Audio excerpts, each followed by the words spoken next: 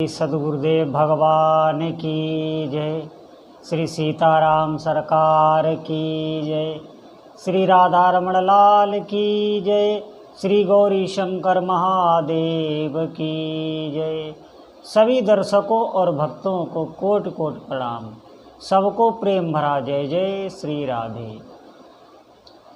आज हम बहुत ही दुर्लभ सत्संग सभी साधकों के लिए बहुत ही उपयोगी है। कृपया पूरा ध्यान से सुनिए। इस सत्संग को सुनने से आपको ऐसा दिव्य ज्ञान होगा जो आप भक्ति के जो गूढ़ रहस्य हैं उनको समझ पाएंगे। सब कुछ आपको प्राप्त हो जाएगा, निश्चित मानिए। आप सत्संग और जप ये दो के बगैर जीवन में कुछ नहीं कर सकते। अगर सत्संग नहीं है तो भजन नहीं होगा, और अगर भजन है और सत्संग नहीं कर रहे तो भजन भी नहीं होगा। दोनों में एक दूसरे के पूरक हैं। जैसे पक्षी के दो पंख होते हैं, दोनों पंखों को जब वो हिलाता है तब उड़ता है। ऐसे इस सत्संग के बगैर आप भजन नहीं कर सकते, और भजन आप तभी करेंगे जब आप सत्संग सुनेंगे। तो कृपया बहुत ध्यानपूर्वक सुनें। भगवान के नाम रूप की विस्मृति अगर हो गई तो यही सबसे बड़ी विपत्ति शास्त्रों में माना गया है। अगर आपका नाम नहीं चल रहा है तो इसी को सबसे बड़ी शास्त्रों में विपत्ति माना गया। ये वाक्य बिल्कुल सत्य है। हनुमान जी ने भी रामायण में कहा है,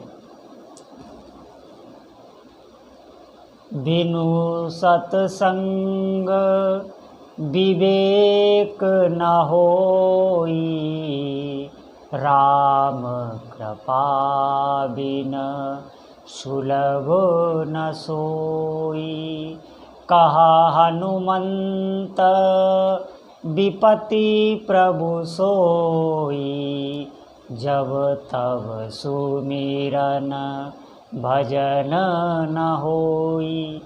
अगर आपका नाम नहीं चल रहा है तो बड़ी भारी विपत्ति है। प्रभु का स्मरण ही संपत्ति है। शास्त्रों में अनेक कर्तव्य बताए गए हैं, अनेक निषेध भी बताए गए हैं कि ये करना है, ये नहीं करना है। लेकिन सब विधियों में सबसे श्रेष्ठ विधि, सबका राजा भगवान का नाम ही है। नाम रूप को, भगवान को भुला देना, यही सबसे बड़ा निषेध है। अगर आप भगवान का नाम भूल गए, उनकी याद भूल गए, तो शास्त्रों में इसकी निंदा की है। जीवन व्यर्थ जा रहा है। जानी हुई बातों को बार बार सुनने से, पढ़ने से भक्तजन कभी तृप्त नहीं होते। तब तक पढ़ना सुनना जब तक वैसी भक्ति ना प्राप्त हो जाए। दवा का प्रयोग तब तक करना है जब तक रोगी ठीक ना हो जाए। ज्ञानियों के ज्ञान की, भक्तों के भक्त की कसौटी यह संसार है। इस संसार में ही ज्ञान की कसौटी और भक्ति की कसौटी देखी जाती है। संसार अगर ना हो तो अपने ज्ञान का उपयोग आप कहाँ करेंगे? भक्त संसार के बिना सर्वत्र अपने प्रभु को कहाँ देखेगा? ज्ञानी के ज्ञान का प्रकाश संसार में ही होता है, और बिना संसार के ज्ञानी किसको उपदेश देगा? अगर संसार ना हो तो भक्त अपनी भक्ति द्वारा किसका कल्याण करेगा?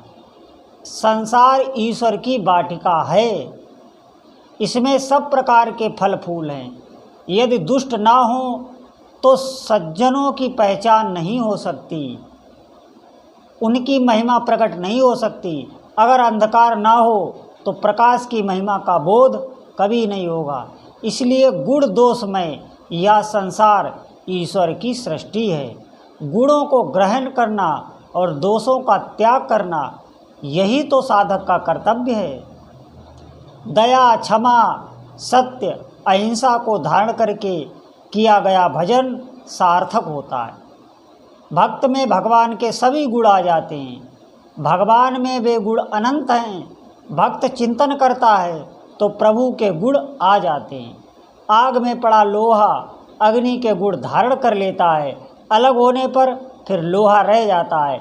इसी तरह भगवान का चिंतन करने से, भगवान का नाम जपने से सभी गुण भगवान के जीव में आ जाते हैं, सभी सामर्थ्य भगवान की जीव में आ जाती है।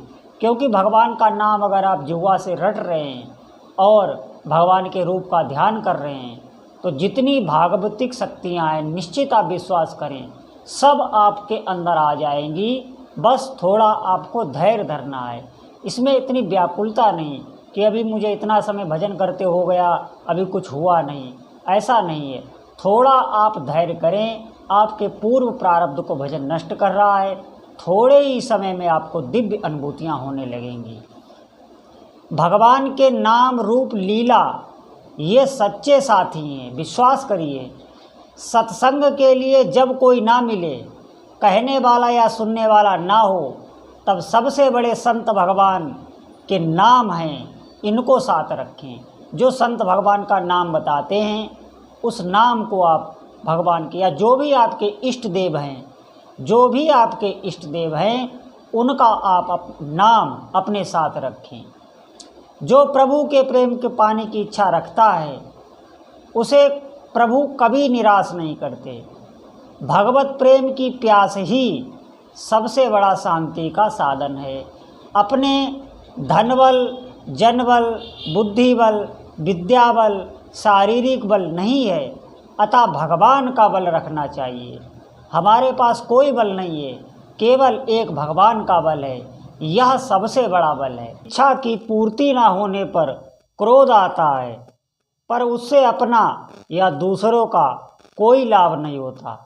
विचार कर क्रोध की अग्नि को शांत करके शांति का लाभ प्राप्त करना ही साधक का कर्तव्य है। आप भगवान नाम जप का आश्रय लीजिए, धीरे धीरे आपके हृदय में शांति अपने आप आने लगेगी। सब प्रकार की अनुकूलता प्राप्त हो तो मैं भक्ति करूं, परंतु सारी अनुकूलता किसी को इस संसार में नहीं मिलती। भगवान जीव को अनेक प्रकार से अपनी ओर आकृष्ट करते हैं, कभी सुख देकर, कभी दुख देकर। कुछ लोग कहते हैं कि परमात्मा का कोई रूप नहीं, परंतु वैष्णव लोग जो भी रूप सामने आता है उसे भगवान का ही रूप समझते हैं। सन्मुखता का यही लक्षण है। विमुख को कहीं भी भगवान नहीं दिखते। विमुखता, दुष्टता ये क्षणिक हैं, सदा नहीं रहती। काम क्रोध भी थोड़ी देर के लिए होता है। शांति, दया, क्षमा आदि नित्य हैं, ये सर्वदा रह नहीं सकते।